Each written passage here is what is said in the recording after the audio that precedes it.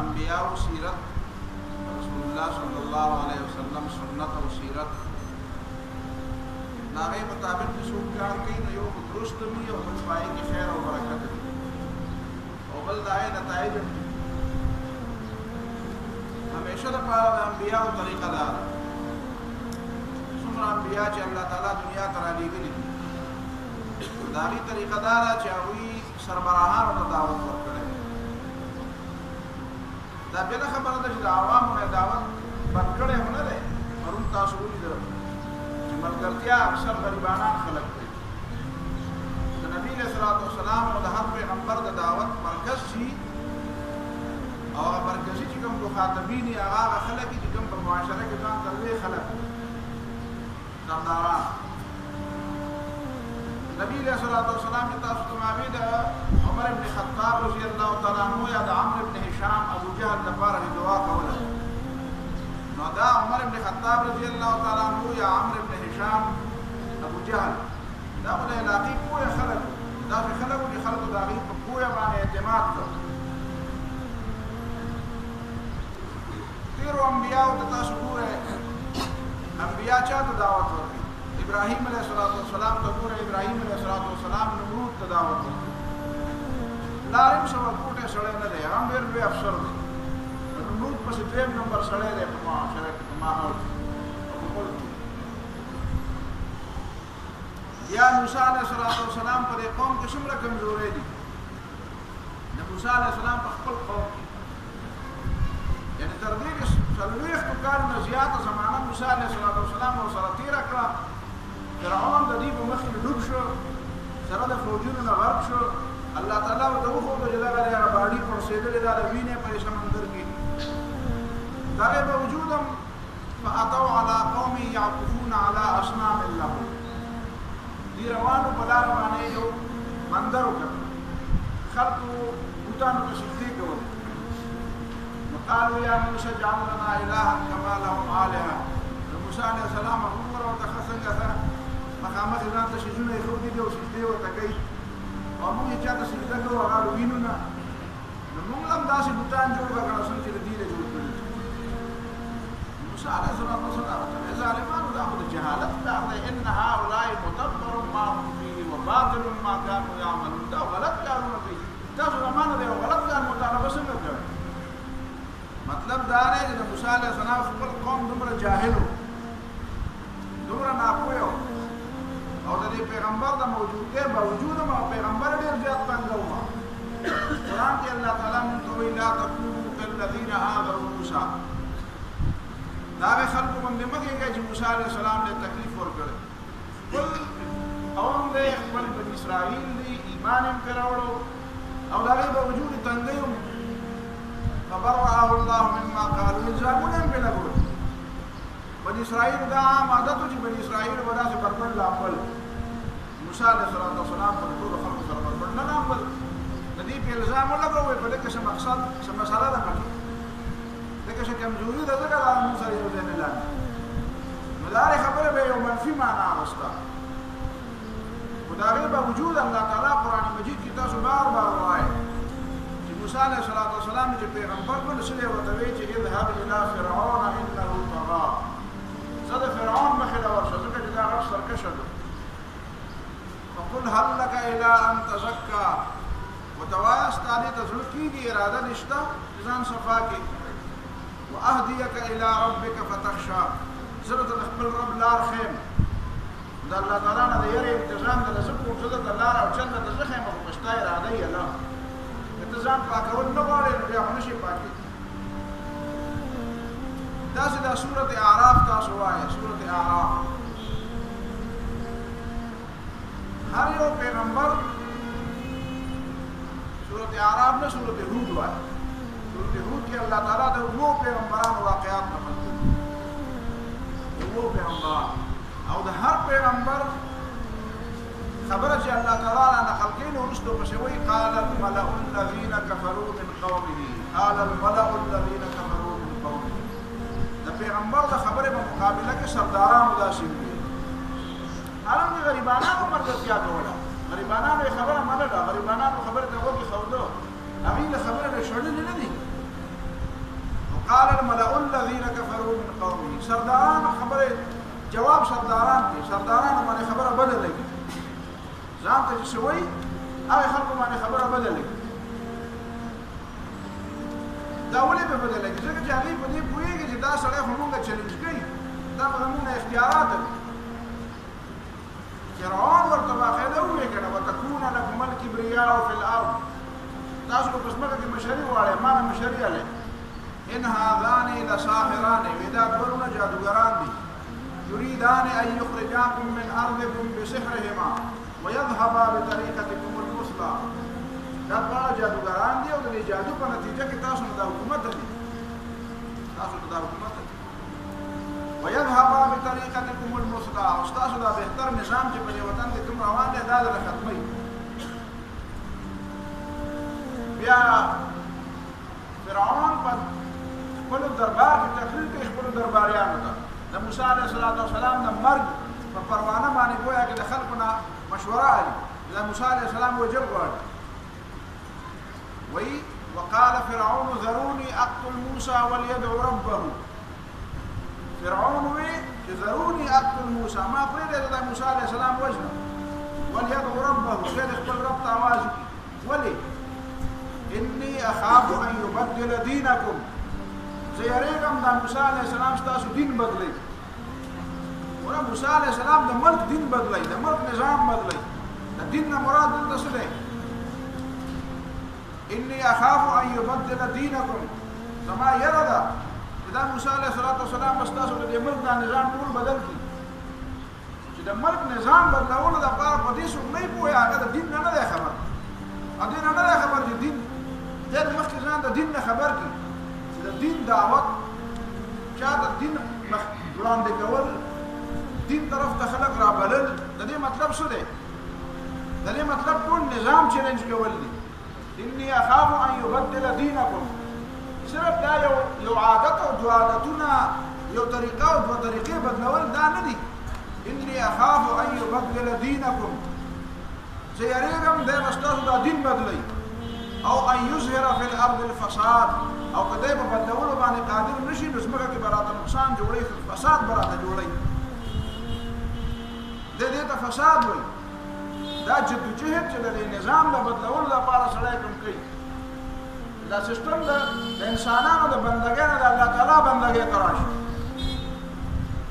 تاسو خاصو چې وایي د سیستم او د نظام په څنګه بدلې یو بيدینی پرې دی دا یې بل بل دی د بيدینه یو شکل لري کې دا یې بل د بيدینه بل شکل را پیدا کړي دا تبدیلی نه دا انقلاب نه دی انقلابیان پیغمبران دي ماحي رسول الله صلی الله علیه وسلم په پنځو نومونو کې حضرت جبیر ابن مطعم ویلي پایې یو نوم دی الماحي معنا انقلابی پیغمبر مټاوون کې ورانون کې زوړ ټول نظام ختمون کې دا غي په ځای نوې نظام راوستل کې د زوړ نظام جاهلیت نظام دی نوې نظام راوستل هغه د الله تعالی د توحید په بنیاد باندې د الله تعالی د خدای په بنیاد د الله تعالی د حاکمیت اعلی په بنیاد چې کوم نظام راشي دغه نظام پیغمبران راولي صرف اصل دا نه دی یو نظام پرې راځي دا د مغرب نه د چین نظام خنه دی او د روس داخله د روس نه دی خو د چین داخله او د امریکا نه دی خو د چین داخله د چین نه دی خو د فرانس دا نه ټول جاهلیت دی دا ټول جاهلیت دین بدلول معنا دا د دوه نظام بدلول د الله تعالی د حاکمیت په بنیاد باندې یو نظام قائمول فرعون په دې کوي دی وجه خو جهنم کې د جهنميان یو بل سره خبرې کوي وقالوا ما لنا لا نرى رجالا جهنميان به یو بل ته وایي چې هغه سړي خو موږ نه نو كنا نعدهم من الاشرار چې موږ به دا ډېر غټ ناکاره خلک دی دا پارس کې ګوتې وایي دا هر یو شی دا هیڅ نه مني دې معنا دا د پیغمبر تابعدار خلک داسې نه چې د دنیا په کار کې کار نه لري دا زموږ د پاکستان د نظام ټول ولې خراب دی څنګه چې د مذهب باندې کوم خلک ایمان لري او عقیدت لري او لږ ډېر کوي هغه دنیا په کار کې کار نه لري هغه دنیا په کار کې کار نه څوک دنیا کې راځي او څوک زی دې کې چې سرکار نشته د اتیا فیصد نه زیات خلک په دې علاقه کې د اهل علم مرګري دي د علماء مرګري زه د خپلو علماو شاګردانو ته څه وایم، زه هم دا تاسو د جمعې د بام په نتیجه کې به زرګونو خلک درته کېږي، دا چا راوستي دي الله؟ ته یو سیاسي لیډر دې راشي او دا دنیا په دې کوڅو دې وګرځي، نور خلک ورته راجمع کېږي لکه تا چې د جمعې په ورځ خلک کېني. د دې معنا دا ده دا داسې نه دي دا ناپوهه خلک دي، په دې کې ښه تعلیم یافته، ښه پوهه، ښه مطالعې والا، ښه سکالران، داسې خلک دي چې هغوی دنیا پېژني، هغه داسې نه ده اسلام هم ښه مطالعه کړي، خو د دې احترام باوجود بیا هم ناست دي، سر یې ښکته کړی او ناست دي چې ته ورته څه وایې هغه ورته وایه. دا یو لوی قوت دی. خو دا سړی چې دی دا د دنیا په کار کې کار نه لري، دی د دنیا په هېڅ کار کې کار نه لري، او هغه سیکولرست او هغه بېدینه چې د الله او د الله د رسول دشمنان دي، ځان ته مسلمانان وایي، په څنګه چې قرآن وایي په سورت یوسف کې وما یؤمن اکثرهم بالله الا وهم مشرکون، ایمان هم لري او بیا مشرکان هم. یو سړی قبر ته سجده لګوي او وایي زه مسلمان یم، نو دا قبر ته چې سجدې کوي دا کار دی د کفر دی او دا کلمه چې وایي دا کار دی د مسلمانۍ دی، او زه څه وکړم چې ته د مسلمانۍ کار هم کوې او د کفر هم کوې، دواړه دې یو ځای کړي. نو دا دواړه کارونه دین یو ځای کړي دي سیکولرستو، چې وایي چې خدای پاک ستا په جومات کې به منم، خو د جومات نه بار به دې نه منم. ولې د جومات نه بار بل خدای دی، دا جومات یو خدای جوړ کړی، دا بازار بل خدای جوړ کړی، د ټولو کائناتو خدای یو دی که دوه دي؟ چې ته پکې دا تقسیم کوې چې جومات کې بدل نه د خدای منم او جومات کې بار نه ده، خپله خوښه ده. په اجتماعي معاملاتو کې پیسې ګټل، لګول، حکومت چلول، سیاست کول، دې کې به د الله تعالی نه منم. نو دا ولې دا دنیا دا دوه خدایانو جوړه کړې ده، یو خدای به په جومات کې اختیاري، د بل خدای به بار اختیاري. دا بنیادی خبره ده پیغمبرانو. تاسو ته ما د نبي علیه الصلاة والسلام سیرت هم بیان کړو. د نبي علیه السلام په سیرت کې دا ولیدل چې مکه معظمه کې د ټولو نه لوی مخالف د نبي علیه السلام څوک و؟ ابو لهب. ابو لهب ولې مخالف؟ ځکه چې ابو لهب د مکې د سردارۍ پټه و. په مدینه منوره کې د ټولو نه لوی مخالف د نبي علیه السلام څوک و؟ عبدالله بن ابی. عبدالله بن ابی ولې مخالف دی؟ ځکه هغه ځانه د مدینې د تاج په هغه وایي زما تاج یې خراب، ما له تاج جوړېده. دا یو سوال د نه منم کوم، دې باندې هم لږ غور وکړه. عبدالله بن ابی ولې جهنم ته ځو؟ جهنم ته روان، صرف سرداري غوښته، ورنه ایمان خو یې راوړه په نبي علیه السلام باندې، کلمه خو یې وویله، خو د هغې باوجود هم جهنم له ځي. الله تعالی نبي علیه الصلاة والسلام ته فرمایي چې ان تستغفر لهم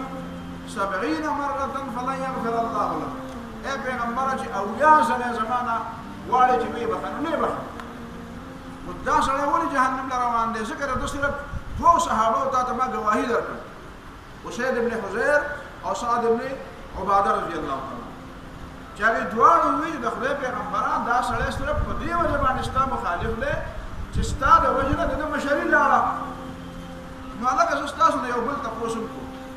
نبي علیه الصلاة والسلام ته دا پته ولګېده چې دا سړی صرف په مشرۍ پسې جهنم له ځي. نو پیغمبران خو الله تعالی دې دپاره رالېږي چې خلک د جهنم نه بچ کړي. نو بیا به نبي علیه الصلاة والسلام دې عبدالله بن ابی ته ویلې وی چې راځه مړه خو دا مشري ته واله او ما له به که صرف دومره اجازت راکړې زه به په جومات کې درس کوم، زه به په جومات کې حدیث بیانوم او قرآن به بیانوم. نو په دې طریقه به عبدالله بن ابی به د جهنم نه بچ شوی او که نه به بچ شوی؟ بچ شوی به، ځکه چې حکومت یې غوښتو که نه، چې حکومت یې غوښتو حکومت له نبي علیه السلام ورکړی وی، نو دوزخ نه به بچ شوی به او که نه به وبچ شوی. او نبي علیه السلام ته به اجازت وی، نبي علیه السلام به په جومات کې یو آیت ویلی او یو حدیث به ویلی او دا واعظ او نصیحت به خلکو ته کولی. نو دا کار نبي علیه السلام ولې ونه کړو؟ دا خو د جهنم نه بچ نه کړو. هغه ملک صاحب تاسو وایه که نه چې د هر سړی د جهنم نه بچ کول پکار دي، نو دا سړی به حکومت پسې مړ کېده، حکومت پسې مړ کېده، حکومت پسې دغه دی دوزخ ته لاړ، په سردارۍ پسې دوزخ ته لاړ، او سرداري د نبي علیه السلام سره وه، نو ولې ولې نه ورکوله؟ تاسو به دې څه جواب کوئ؟ وایه سرداري خو چې دا د ما درسونه ګوره تاسو پوره یاد نه کړئ. سرداري خو مطلب دا دی چې اخو رسول الله صلی الله علیه وسلم چې پیغمبر شي، د پیغمبرۍ معنا دا ده چې اوس به خبره د ده منلی کېږي. نو څه مطلب دی؟ نبي علیه السلام هغه پیغمبر کړي، سبا ته به بل سړی وایي یاره جي زما خو زه خو دوزخ ته ځمه، ما له دا پیغمبري راکړه، دا پیغمبري ما له راکړه. نو نبي علیه السلام به وایي چې زه خدای پاکه نو زما په ځای نعوذ بالله و دا سړی هسې هم دوزخ ته چې دا خو د دوزخ نه بچ کول پکار دي، نو دی خو زما نه پیغمبري غواړي، نو دا پیغمبري د ده شوه. زما یو ماشوم بچی دی اوس خو لوی دی، دا چې ډېر ماشوم و دا سیده یې خبرې زده کولې، هغه ما ځان سره بغې کې کېنو ما به دا ګیره ماله را ما ته مې دا ګیره ماله را نو مې څه تعالی ګیره څه کوي مونږ یې شي په خپل به وشي زه خپل ګیره تعالی درکولای شم نو چې یو سړی بیا سبا له بدیږي چې دا پیغمبري دې ماله راکړه کني زم دوزخ ته زم نو دا خبره بس نه نو پیغمبري خو د الله تعالی اختیار دی چې چاله ورکړي دا د الله تعالی اختیار دی او چې الله تعالی سو پیغمبر کړو د دې معنا دا شو چې اوس به خبره د دمن لیکيږي نو چې بادشاہ عبد الله بن ابي شي نو خبره به پیغمبر علیه السلام باندې لیکيږي چې عبد الله بن ابي باندې لیکيږي نو بیا بادشاہ دا غوډه او دا ته ماوي بار بار چې پیغمبر شنو د بادشاہانو بادشاہي ختم شو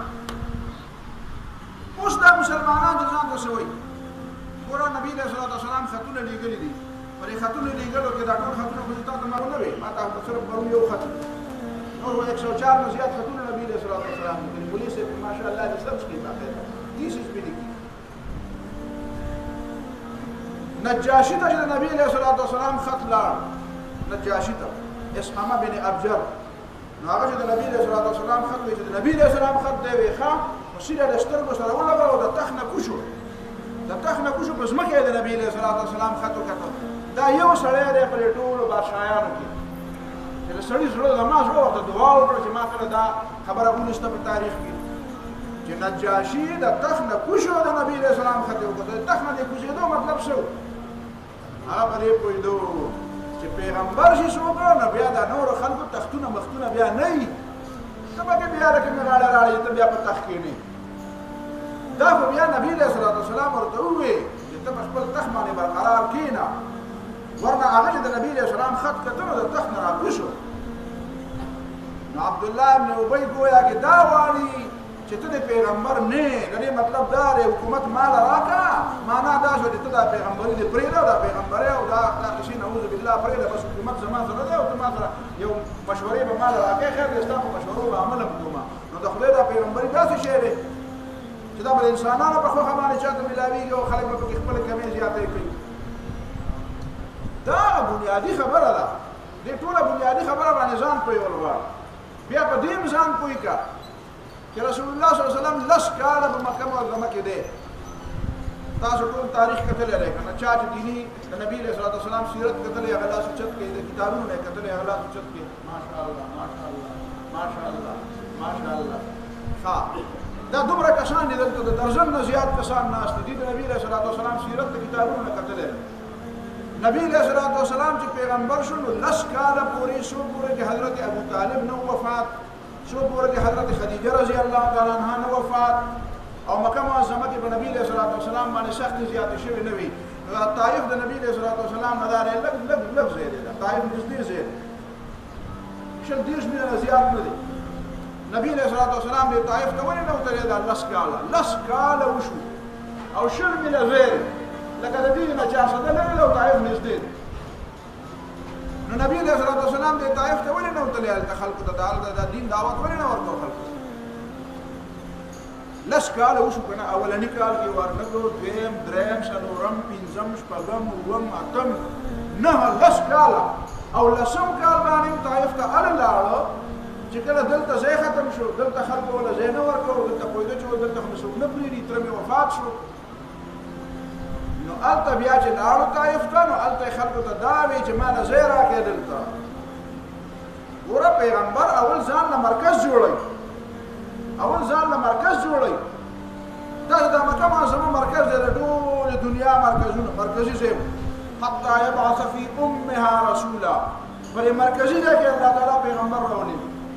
بلې لاره به قافلې ځي دلته به حجونو له خلک راځي د خلک به په خپله خبرېږي یا نبی علیه الصلاة والسلام چې مکې معظمې ته کوم خلک راغلی دی بیا به د هغې خیمو ته ورغلی نبی علیه الصلاة والسلام بیا دا د مدینه منوره کې نبی علیه الصلاة والسلام ناست بیا بادشاهانو ته خطونه لیکي تاسو ته ما د اسوان د دې دپاره پرون وکړو چې بادشاهانو ته دا خط لیکل د دې دپاره دي چې دا مرکزونه دي بادشاه چې خبره ومني نو بیا لاندې خلکو ته د دین دعوت ورکول دا بیا اسانه طریقه ده او بادشاه ته اوس خط که ته ماته وایې چې ته اوس ټرمپ ته خط لیکل نو ټرمپ زما خط ګوري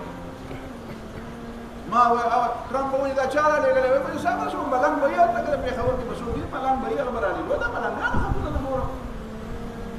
نو دا خو پکار دا ولا زما صدر صاحب ولا دا خط لیکي زما صدر صاحب خو ځان له اسلام نه خیر دا صدر صاحب خبر دی وای د قرآن حافظ کې قرآن حافظ دی په دې لګي حافظ دی کنه خو خلک ما ته چابېلی وي دی حافظ خو چې حافظ دی ولا خو خبره ده خو خط خو دی ولېږي کنه ورته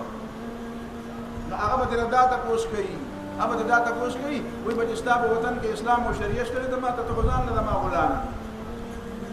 تاسو خبره کوي کنه چې برتانیې ته تلې مونږ حالت زمون بر د عیسایانو سره ډایلاګ کې باسونه وم کې یو بډا سړی دی عیسائی دی پادری دی هغه راغلی یو ځل نو ډېرې خبرې وشوې نو بیا اخر کې ما ته وایي زما دا نورې خبرې به کېږي خو دواړه ګپ لګو ما وایه ګپ لګو وایي دا راته وویل زموږ دا وطن دې خوښ شو که نه نو زه ورته سنجیده شوم ته خو ګپ لګو زه ورته سنجیده شوم دا ناست تاسو په دې وطن کې څه کوي دې که څه کمال ما اوس پکې نه وي داسې خبره ما ته ښکاره نه شوه لکه دې ځای چې خلک لاړ شي خو برطانیې بیا هغه خاورې هم ښکلې که نه دا وایي برطانیې ته تللی انګلینډ دی او پلان کې ما وایي څه چل دی ستا په دې وطن کې څه کمال دی نو دې هم سنجیده شو نو ما ته وایي چې ګوره دلته خو موږ ډېر کارونه کوو څه کارونه کوې ته وایي موږ دې ماشومانو ته چې ماشوم پیدا شي نو موږ له وظیفه ورکړو چایلډ بینیفټ ورکړو وله د ماشوم خرچه ټوله په ریاست ده دا ولې په ریاست باندې هلته بیا ماشوم هم د ریاست بیا ماشوم د مور او پلار ملکیت نه وي واخو بیا ما ته رسته پته ولګېده ما به ملګرو ته وایي تاسو دلته انګریزي ډېر زده کوئ زه انګریزان ډېر زده کوم تاسو انګریزۍ کې ډېر مهارت حاصلوئ زه به د انګریزانو کې مهارت حاصلوم د دې دا خوی بوی ګورم چې دا څنګه خلک نو هغه وایي چې موږ د ماشومانو له بینیفټ ورکړو دله فایده ورکړو وظیفه ورکړو د ماشوم خرچه د هغه علاج د هغه خوراک د هغه تعلیم د هغه ټوله خرچه دا په ریاست باندې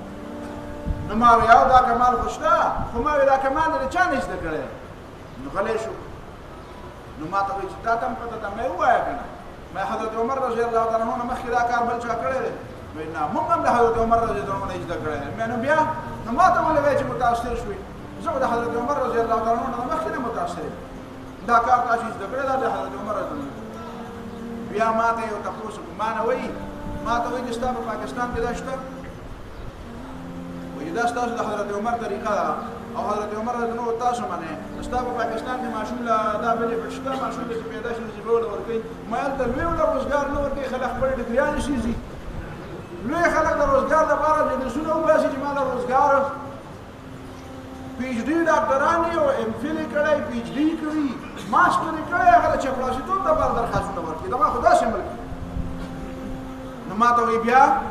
ته ما ته ووایه چې انګرېز ته به څه جواب ورکړم نه تاسو ما ته ووایه څه جواب وله ورکړم ما وله جواب ورکړی دی خیر دی خو څه جواب وله پکار چې ما ته وایي چې ته مسلمان یې نو زه کافر یم او ته راته کافر وي او ما د حضرت عمر خبره منلې ده او ته مسلمان ځان ته وایې ستا په وطن کې د حضرت عمر خبره خو دا ده که نه زه تا په دې پوهېږم چې ته بار چا له دعوت ورکوې نو ته به د خپل کور ته خو ګورې که نه ستا په کور کې څه دي ته د کوم اسلام دعوت ورکوې صرف هغه ته وایې چې مسلمان شه دا اسلام چې ډېر ښه دی نو ستا په دې وطن کې ولې نشته هغه له ما جواب ورکړ ما ورته وایي دا راته ووایه چې زما په سټ چې ناست دي هغه زما شاګردان دي که ستا وایي هغه زما شاګردان دي مې ګوره دا دې ورته نه دي ښودلي ما ته به دې یا پرېښې وې نو ما به ورته دا ښودلي وې او تا چې شاګردان دي تا ورته دا نه دي ښودلي ما به دې په دې طریقه ځان خلاص کړم ما ورته دا خو ستاسو شاګردان دي زموږ په سټ کې هلته ناست دي زموږ حکمرانان چې دي زموږ د مسلمانانو شاګردان نه دي ای موږ نه دین نه دی زده کړی ای تاسو نه دین زده کړی که دین دی او که بېدیني ده خو تاسو نه زده کړئ هغه هم خبره په لکې واچوله بیا چې وروسته ته نو ما له بلېدا داسې زور کړو ما ته وایي ستاسو خلک چې دلته راشي نو زموږ نه دا ګډا او شرابونه او کبابونه او دا انګا بنګا دا لوبري زده کوي دا مطلب خبرې نه زده کوي ستاسو دا خیال دی دلته د مطلب دپاره راځي مطلب دپاره نه راځي دلته د لوبرۍ د زده کولو دپاره راځي بنیادي خبره باندې بیا ځان پوه که چې نبي علیه الصلاة والسلام دنیا بادشاهانو ته دعوت نه ورکړ څو پورې چې صلح حدیبیه کې د مکې مشرکانو منلی نه و چې او دا ریاست دی او ریاست دی او دې سربراه یې د ټولو نه اولنۍ دښمني خو دوی کړې وه چې اولنو دښمنانو ومنه نو دې معنا دا ده چې په دنیا کې داسې ملک دی چې هغه یو چا منلی بعد د هغې نه بعد په بین الاقوامي دور کې دا دعوت داخل شو نو نبي علیه الصلاة والسلام د دنیا حکمرانانو سربراهانو ته خطونه ولیکل ورته ویې چې اسلم تسلم اوس مسلمان شه چې بچ شي اوس نبی علیه الصلاة والسلام خواله چې بادشاه راځي که د بادشاهانو وفد راځي که وزیران راځي که څوک راځي نو هغه به دا وایي چې موږ د یو چا حکمران خواله ورځو د دا طریقه ده خان رسول الله صلی الله علیه وسلم دې صحابي بلاره کې چا د دعوت نه دی ورکړی ته چې بلاره کې خلکو له دعوت ورکړي نو بیا هغه کار پاتې شي اصل دعوت د پیغمبر دار چې برای راست ته ورسوه حکمرانانو ته ورسوه بیا چې حکمران ته دعوت ورسه نو بیا بلاندې خلک په خپل باندې بیا دعوت کوي دا په مشارکت کې بیا لاندې خلک بیا هغه ته څه وایي دارو راوړ ختم کا دارو راوړ ختم کا او چې نه مسلمانۍ کې بیا به سره جګړه کې او جګړه کې او د خلک مري نو هغه وته په نبی صلی الله علیه وسلم ولیکل چې فانما عليك اسم اليريسيين کله الله د خلک په جنگ کې مري دا ګناه به چای ودا ګناه واستای دا به ما ګناه نه زستا یو فوجي ته دعوت نشم ورکول یو فوجي ته څنګه دعوت یو سره ته څنګه دعوت وسه ته به خپل یو اډر باندې ټول ملک کې اډر نه پیلې او زه به یو سره ته لګیم دا به هر حال دا رسول الله صلی الله علیه وسلم سنت او طریقه دین بعد راځو رسول الله صلی الله علیه وسلم د غزوه د صلح حدیبیه نه بعد دا غزوه په سورۃ فتح کې الله تعالی نبی صلی الله علیه وسلم ته یو خوشخبری واورو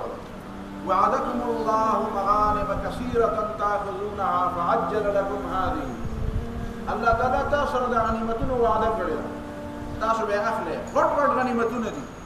ایران به فتح کیږي روم به فتح کیږي یمن به فتح کیږي دا ټول علاقې دمشق او شام او دا علاقې مصر به فتح کیږي مصر ته خزائن الارض وي مصر د خزانو د ځمکې د خزانو مرکز دی خزائن الارض دا یو علاقه د يهوديان شي دغه چې کوم يهوديان تللی دي نو هغه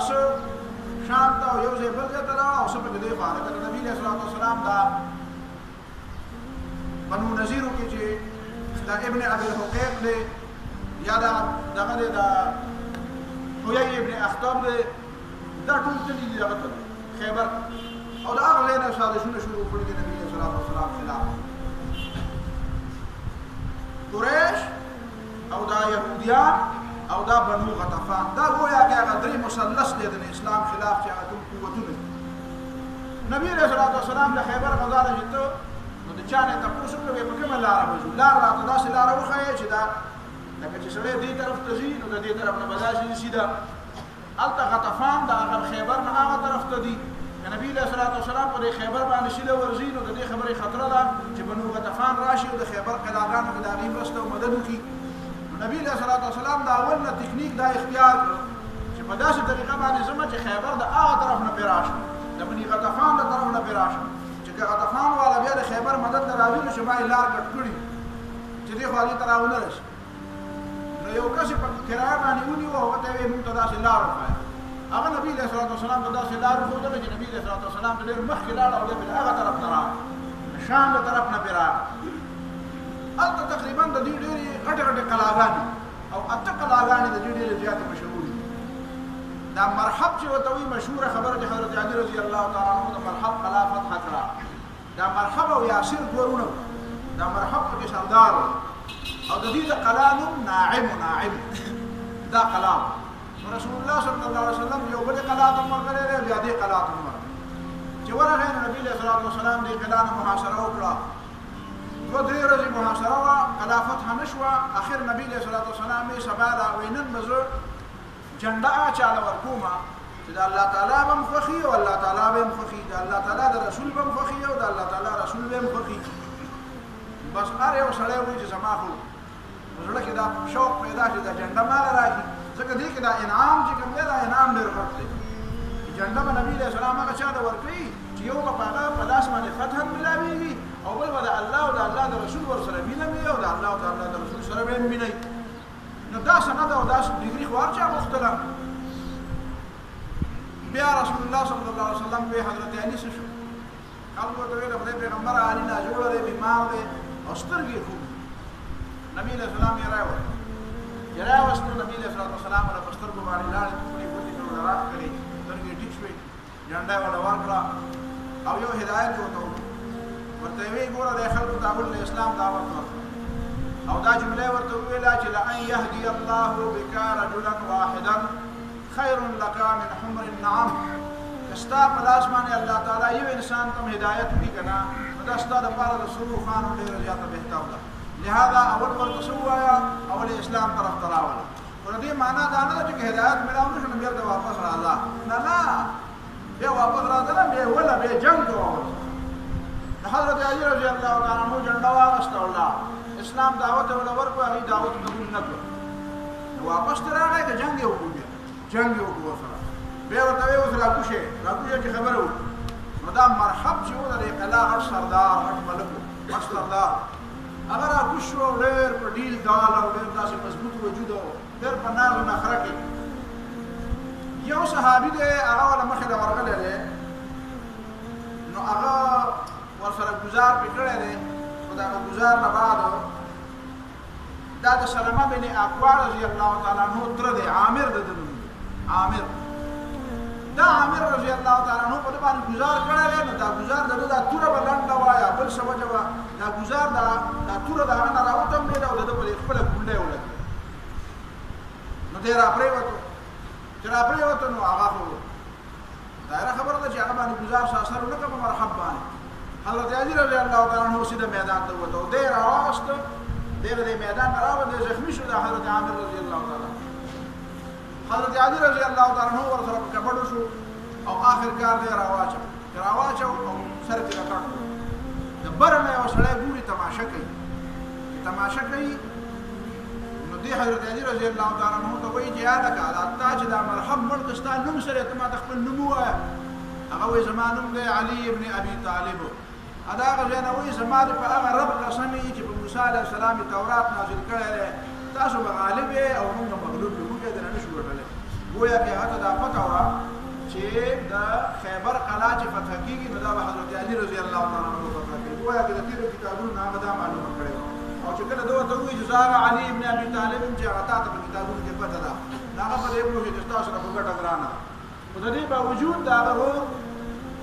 یاسر بیا راکوز شوی دی او هغه یاسر بیا هغه د حضرت زبیر رضی الله تعالی عنہ په مقابله ورغلی او زبیر رضی الله تعالی عنہ بیا هغه کار تمام کړی دی هغه یې وژلی دی او د هغې نه بعد بیا جنګ شروع شوی دی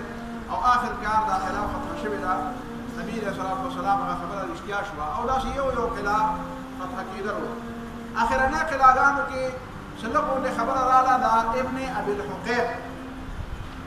ابي الحقيق دا ابو الحقيق یو ډېر لوی سردار د حیي ابن اخطب سره دی او دا ابو الحقيق دا ډېر لوی سرداران ده باندې رسول الله صلی الله علیه وسلم جنګ کړی دی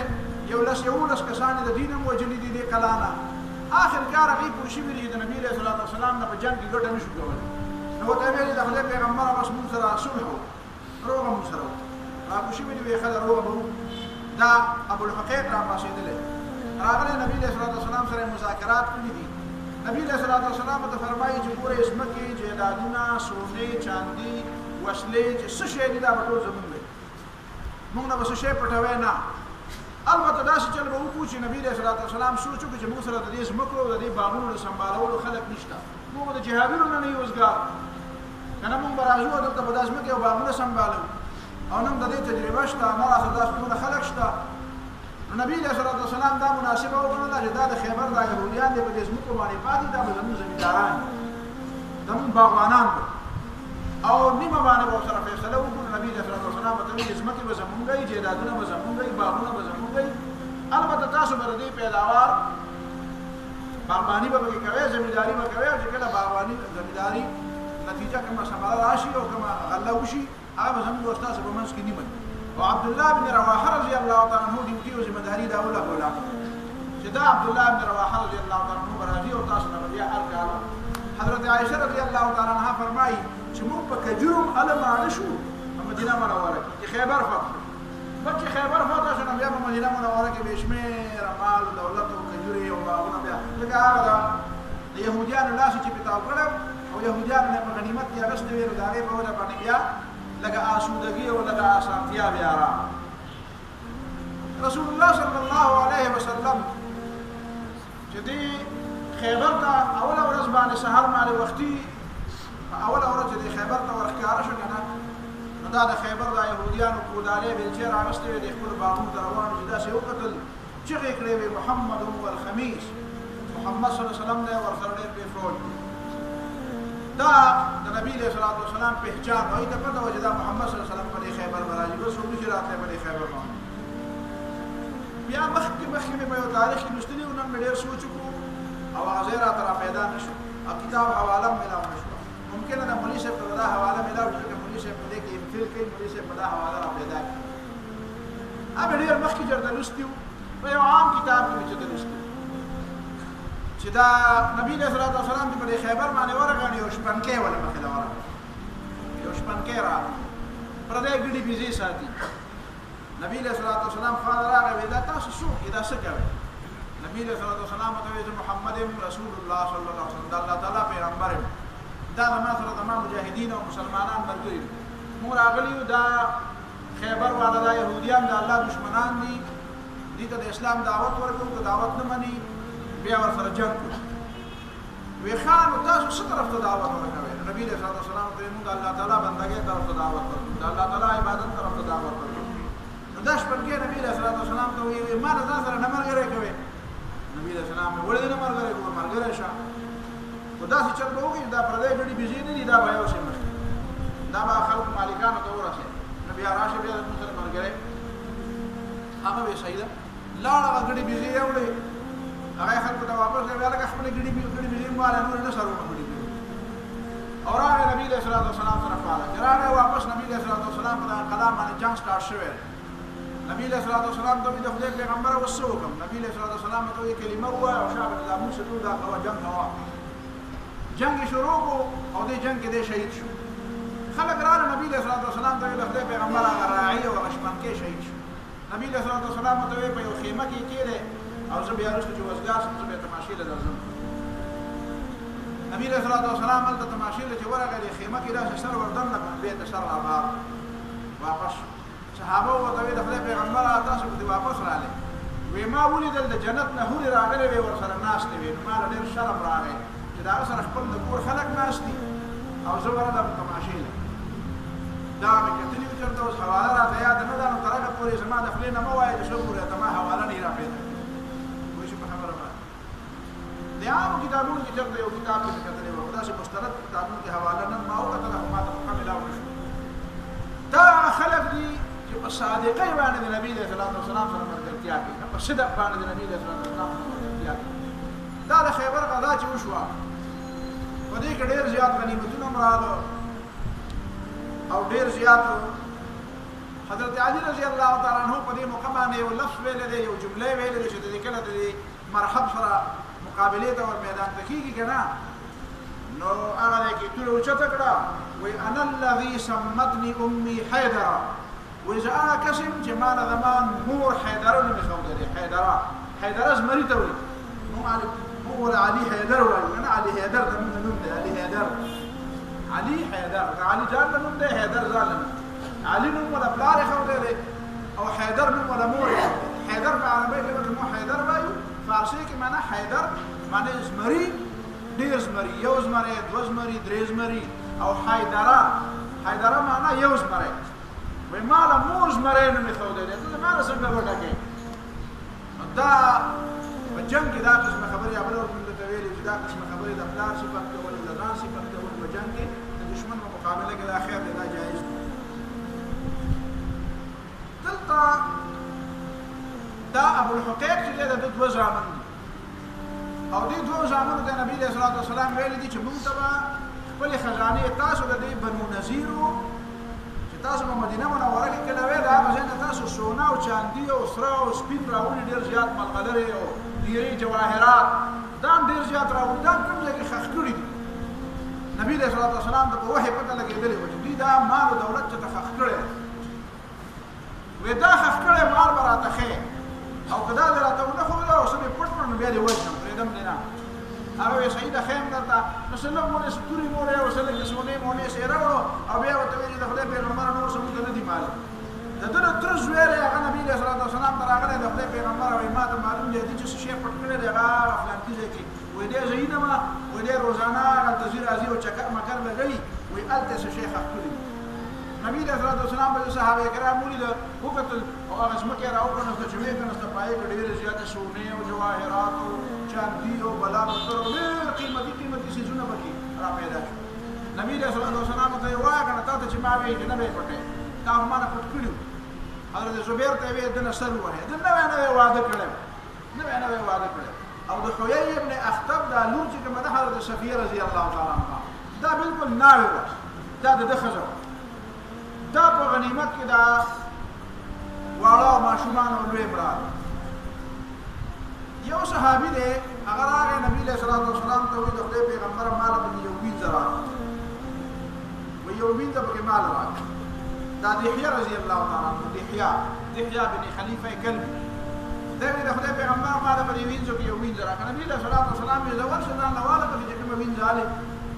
هغه راغی نبی علیہ الصلوۃ والسلام ته وی دا حویی ابن اخطب غنور صفیه چې کومه ده ما په هغه فقدار مال نبی علیہ الصلوۃ والسلام یې وایله ټول صحابي ولراغه به خدای پیغمبر دا سردار مولا او دا تا لپاره مناسبه ده دله مو ورکوه نبی علیہ الصلوۃ والسلام په دې چې دینه هم مسله جوړیږي فورا هغه ته وی ته بلخه والا نبی علیہ الصلوۃ والسلام صفیه وارستا وته وی مسلمانې نو خبره ده کني بیا به وین زینو هغه به بالکل مسلمانې ګم حضرت صفیه رضی الله تعالی عنها بیا خپل خبره کوي وای ما په لسله کې د نبی علیہ الصلوۃ والسلام سره مسلمانه خوشو د نبی علیہ الصلوۃ والسلام سره په لړ کې مینه نه و ځکه زما پلار یې وجلو زما خاون یې وجلو زمون قامم ټول تتر بتر کړو زمون په جیدادونو التنم به دخل کو دا غنه به دلته به دخل کو وې زما د نبی علیہ الصلوۃ والسلام سره په کې داسې مینه وې نبی علیہ الصلوۃ والسلام ما ته وی چې ګور استاد پلار ما سره ډېر غداری کړی و د خاون ما سره ډېر غداری کړی و دا ما ته پته نه ولا استاد خاون دی خدا ولا غداران په دې کې ما بل کړی دا ما څه من نه دی وجلی وې ما ته وی چې ټیک د ظلم په غي کړو خو بهر حال زما په دې خبره پته نه ورو بیا زما دړنه نفرت وته نو نبی علیہ الصلوۃ والسلام د دین او عزت تاسو چې اول ځلې ولیدا د دې په دې سترګه کې دا څه شینواله لکه دا شی چې دزو خوري کنه چې د پته مته هم چخیدلی کنه به چخیدلی څنګه مته پیرایشي نو کوته چې کښنه شي اینه په کښنه شي نو دا چې د دې په سترګه کې لک شینواله هغه صفیه رضی الله تعالی عنها په سترګه نبی علیہ الصلوۃ والسلام ته پوښتنه کوي چې سترګه کې دا شینواله څه شي هغه وته د خدای پیغمبر دا څه وشو چې زه بالکل ناوی ما د تاسو په خیبر باندې دا غزا کوله دغه ورځ کې زمانه وی واده شو وسره د خپل خاون په پتون باندې به سره خو دی او دو خوب مې ولیدو د اسمانه د اسپومر روانه ده زما په غېږ کې را پریوه زما په غېږ کې د اسپومر را پریوه دا بیا راځي شو ما د خاون تاسو خو یې دم لوندې به خاون راته وی چې ولې خو یې دې ما وته وی چې دا څه خوب مې ولیدو چې د اسپومر د اسمان را کوله شو زما په غېږ کې راځي خو یې چې مې دا خبره وکړه وای چې یو مضبوطه سپړه خلاص او زما د سترګې له مخه ده سپړه وی ما ته وی چې تريدين ملک یثرب ته د یثرب او د مدینې د بادشاہ سره واده کول غواړي د محمد صلی الله علیه وسلم سره د دې خوب معنا خدا ده چې ته د محمد صلی الله علیه وسلم په نکاح کې راوي وی ما ته وی چې ظالم نو څه خبره ما ته د خپل خوب وی د مدینې یثرب څخه پیژنم او د مدینې بادشاہ څخه پیژنم زه ته دا واده شوی نو استاخه زه ما ته دې صفت ده وی راته وی چې نه استاد دې خوب معنا ده دې نوم گویا او دغه دي تاسو رااله او خاونو رااله مرګو زوین شوم او بیا تاسو آزاد کړم او بیا دې نکاح واغستم او خود شم وینا خوب الله تعالی ما ته خدای او خوب اشتیاق یعنی دا يهوديان دوره دا دونه خبره بیا ځتا ته د دې لپاره قرآن دا يهوديان دا په دې باندې دا قرآن چې وی يعرفونه كما يعرفون ابناءهم دا پیغمبر علیه السلام دا چې پیژندل خپل بچی دې څنګه پیژندل خپل بچی څنګه خدای دا بیا حضرت صفیه رضی الله تعالی عنها بیا نبی علیہ السلام ته بل قسم کوي وای دا خدای پیغمبر وای اول چې تاسو مدینه ته تشریف راوړو وای چې په هغه وخت معشوم وو وای زماره خپل او تر دواړه استغفار راغلي تاسو سره ملاقات کړل بیا چې کور ته راغلو وای چې معشوم وو د خپل او د تر می دواړو کې چې د ما د خپل ډېر عالم د يهوديانو د کتابونو ډېر عالم دې ترمه وته وی چې وایا کنه په کتابونو کې چې دینو هغه په دې کې فرق شته به زما د پلار او تبیر زما په الله قسم دې د یو یخته سره په فرق هم هغه زموږ په کتابونو کې چې کوم نه خویلې یا نه خویلې ټول موجود دي بیا مې دې ترمه وته وی چې خان اوس په شکل دا هغه رښتینی پیغمبر دی تاسو به خبرو ته وی ته دې پیغمبر خبره مانه اوس په شکل وی پلان مې ورته وی چې داسې چل دی څو پورې را پکې سایي که نه اخرنی سا را پکې څوک دا ورته مخالفت کوم پرېږدم نه ځکه چې دا څنګه کېدی شي چې موږ به اوس د بني اسماعیل د اسماعیل علیه السلام په اولاد کې یو سړی پیغمبر چې موږ ورته امیین وایو دا ناپوهه انپړ بې تعلیمه خلک دی د دې بې تعلیمو خلکو خبره به موږ اوس منو زموږ ذهن کې خو دا دی چې موږ اهل کتاب یو موږ د آسماني کتاب وارثین یو د پیغمبرانو اولاد یو نو موږ به د دې انپړانو خلکو خبرې منو وی دا خبره وی زما د پلار او د تر دواړه په شریک کړې وه او زما د پلار او د تر په دې د زړونه ګواه وو چې ته د الله تعالی پیغمبر یې نه منلې نه منلې او موږ ته ویم دغه وی موږ ته نه منلو خبره نه دا د رسول الله صلی الله علیه وسلم د سیرت یو پهلو ده نبی علیه الصلاة والسلام چې د خیبر د غزا نه واپس راته نو په لاره کې یو واقعه شوې ده په دې احادیثو په کتابونو کې دا واقعه ذکر ده هغه دا ده چې نبی علیه الصلاة والسلام لا مدینه او د خیبر په لاره کې دی نو د شپې مزل وکړو بیا د شپې په اخره حصه کې به نبی علیه الصلاة والسلام پړاو حضرت بلال رضی الله تعالی عنہ د نبی علیه الصلاة والسلام سره و حضرت بلال رضی الله تعالی عنہ ته ویل داسې وکړي چې زه کېږم ستړی شوی یم زه کېږم او ته به پرې د سهار چې سبا راوخېږي نو ما به منزل راپاسې حضرت بلال رضی الله تعالی عنہ وایي چې ما خپله کجاوه چې کومه د اوښ کجاوه وه وایي هغه مې داسې د لوړ طرف ته مخامخ کړه او ډبه مې داسې ولګوله او داسې به د لوړ ته داسې سبا طرف ته مې ناست چې سبا به کله راخېږي چې زه به نبي علیه الصلاة والسلام باندې اواز وایي په دغه طریقه د سړی ستړی وي او د جنګ نه راغلی او مزل یې کړی نو وایي ډډه مې لګولې وه نو بس په دې کې زه ویده شوم وایي چې ویده شوم نو زه وروسته راپاڅېدم او نبي علیه السلام مخکې راپاڅېده چې نور راوخته او د نور هغه سیره به موږ ولګېده د اول نبي علیه الصلاة والسلام راپاڅېد چې نبی علیه السلام راپاڅېد ما ته یې ویل چې یاده که بلاله ته ما د دې دپاره کېنولی چې موږ مانځه راپاڅې تا خو موږ راپاڅولو وایي ما ورته ویل یا رسول الله چې کوم خدای ته وده کړی وی هغه خدای پاک زه وده کړی بس بیا نبي علیه السلام ته ونه ویل ظاهره خبره ده چې انسان دی انسان دی نو بس وده شو ما باندې خوب غالب شو ده باندې خوب نبي علیه السلام د دې ځای نه پاسې په دې ځای کې د شیطان ساسرات زه چې دې ځای نه پاسو پاسو د مخکې بل ځای ته لږ مخکې لاړه او هلته بیا پړاو واچوه بیا صحابه کرامو ته اذان او اقامت او بیا 2 رکعته سنت مخکې او بیا 2 رکعته فرض د دې وجه نه طریقه دا ده خلک عام طور باندې تپوس کوي چې یاره جي دا د سنتو قضا شته که نشته ګوره دا سنت نبي علیه الصلاة والسلام د لوړ د خطو نه بعد کړي دا د سبا سنت نبي علیه الصلاة والسلام د لوړ د خطو نه بعد کړي عام علماو رایې خو خپله د مولوي صاحب په رایې کې اختلاف نه کوم ځکه مولوي صاحب ستاسو امام هم دی او خطیب هم دی نو د ده رایې تاسو منئ خو ما مسله چونکې بیان کړه د ما په نظر د مسلې تحقیق دا دی دا زمونږ خلک چې کوم د سهار منځله راشي که نه او جمع ولاړی او دی 2 رکعته سنت ځان راکړي دا طریقه ټیک نه ده صحیح حدیث دی چې نبی علیه السلام فرمایي اذا اقیمت الصلاة فلا صلاة الا المکتوبه چې کله جمع وشي او جمع ولاړی نو بیا به د جمع سره شریک دي درسته طریقه دا ده چې اودس هم په کور کې کوه او 2 رکعته سنت هم په کور کې کوه ولې دا زموږ په جوماتونو کې دا د اودسونو ځایونه او دا د اودس ماتې دا ځایونه چې جوړ شوي دا زموږ یو مجبوري ده نو دا د شریعت سره ګوره ډېر زیاته صفایي خلک بیا د دې نه کوي یعنې یو کار خو ټیک ډېر کارونه داسې د ډېرو جوماتونو ته موږ لاړ شو هلته به جومات کې بیا د دې استنجاخانو د وجې نه بوی راځي نو زما په نظر د ټولو نه د جومات د ټولو نه لوی کمال دا دی چې جومات د صفایي ما یو ځل د پروفیسرانو صاحبانو ته کلاس مې اخیسته د بیا پکې نورې خبردارې د ما ورته یې زه وایي د جومات نښه څه ده د جومات نښه څه ده چا به وي مناره ده چا به وي محراب دی چا به وي مشله ده چا به وي دا دی یو کس پکې تکړه و هغه به چې زه ویم مې وایه وایي د جومات نښه صفایي ده مې بلکل تا صحیح زده کړې ده خبره زما په نظر د جومات د ټولو نه لویه نښه هغه صفایي ده ځکه چې ابراهیم علیه السلام او اسماعیل علیه السلام ته الله تعالی څه ویلي وعهدنا الى ابراهیم واسماعیل ان طهرا بیتي زما کور به صفا ساتئ پکار دا ده چې په علاقه کې په کورونو کې په هر ځای کې د ټولو نه صفا ځای جومات او دا چې استنجاخانې پکې په جومات کې جوړې شي درنه نو دا بیا خلک صفایي نه کوي هر سړی به ګندګي کوي او صفایي به وایي دا به د بل چا ذمه ده ته حیران به نه چې کم از کم د خپلې حصې هغه صفایي خو ته کوه که نه دا د بل چا ذمه دار د مسلمان ذمه داري ده که نه د جومات صفایي مسلمان خو ته مې او زه مې مسلمانان دا ذمه داري نه کوي نو دا طریقه ده چې جمعات په ځای د سړی کور کې اودس کوي په کور کې د لمونځ سنت وکړي بیا د جمعات ته راشي نو که بیا یو رکعت لاندې کوي او که دوه رکعته لاندې کوي نو موږ هغه دواړه سنت پرېږدو د کور په ځای په جمعات کې اودس وکړو بیا سنت هم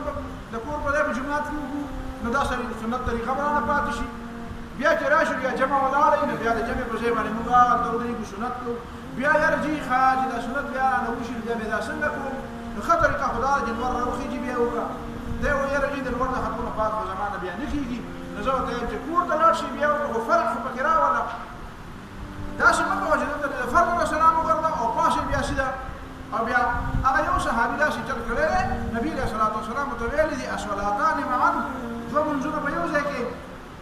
د دې معنا دا ده د هغې نه بار بیا یو صحابي هم داسې نه دی چې د هغه نه دا مخکیني سنت شوي دي او دی بیا د فرد له سلام ګرځولو بعد فورا بیا پاسېدلی او دا کار یې کړی دی مسله اختلافیه ده خو ما نه خپله رایې وویله ښه طریقه بیا دا ده چې بیا کور ته لاړ شه ویې که لور د ختونه بعد یې وکړه که د لور د ختونه بعد درته موقع نه وي نو بیا چې کور ته لاړ شي نو ویې که خو دا سنت قضا کومه لهذا طریقه دا ده چې د فرض قضا فرض ده د واجب قضا واجب ده او د سنت قضا سنت ده نبی علیه الصلاة وسلام د ماسپښین دا وروستني دوه رکعته سنت نه دي دا هم نبی علیه الصلاة وسلام قضا راګرځولي کور کې نبی علیه الصلاة وسلام د مازدیګر د مانځه نه بعد دوه رکعته وکړه غالبا حضرت عائشہ رضی الله تعالی عنها یا ام سلمہ رضی الله تعالی عنها یو بیبي ورته تپوس کوي د خدای پیغمبر تاسو موږ ته وایي چې د مازدیګر د فرض نه وروسته بیا نفل نه کیږي او تاسو موږ داري په کور کې دوه رکعته نفل وکړو نبی علیہ الصلوۃ والسلام ته فرمایي دا ما نفل نه کړی دا ما هغه دوه رکعته سنت وکړو چې کوم د ماسپښین د فرض نه پس کوم دوه رکعته سنت دا ما هغه قضا شوی ځکه قضا شوی چې د فرض نه سلام وګرځو د بار نه مېلمانه راغلي وي وفد راغلی و هغه وفد سره په خبرو شو او ما نه هغه دوه رکعته سنت پاتې نو دا چې ما ته اوس رایاد شو د مازدیګر د مانځه نه بعد مطلب دا دی چې د سنتو قضا سنت ده او د فرض قضا فرض ده دا نبی علیه الصلاة وسلام بیا دا وروسته د دوه رکعته سنت هم وکړو او بیا فرض هم وکړو دی ته لیلة التعریس وایي لیلة التعریس تعریس معنا چې خلک په خوب کې ویده شوي خلک په خوب کې خوب وړي دي نو دا سنت طریقه ده چې سړی ویده شي او د خوب د وجې نه دې وجې نه نبي علیه الصلاة وسلام فرمایي چې من نام عن صلاة او نسیها فلیصلها اذا ذکرها کوم سړي ته چې مونږ هیر شي او یا دی ویده شي چې ویده شي او راپاڅي نو بیا پکې بل کار مه کوه فورا هغه لمونځ کوه فورا هغه لمونځ کوه ګورې د نورو خبرو دپاره پکې بیا دا شته چې دی وخت دی او که نه دی تا نه هیرو او یا ته ویده شوی نو چې دا پاڅېدې او کوم لمونځ نه قضا شوی نو فورا بیا د ټولو نه اول هم هغه کار کوه هغه لمونځ بیا مخکې ادا کوه تاسو په دې خبره ورسېدې نو دا د لیلة التعریس خبره پکې راغله دې نه بعد به انشاءالله العزیز بیا ورپسې نورې خبرې راځي او غالبا هغه بیا د عمرة القضا خبرې دي چې نبي علیه الصلاة وسلام بیا هغې عمرې له واپس تللی دی چې په حدیبیې کې نه وه شوې بیا د هغې معاهدې مطابق نبي علیه الصلاة وسلام بیا عمرې ته تللی دی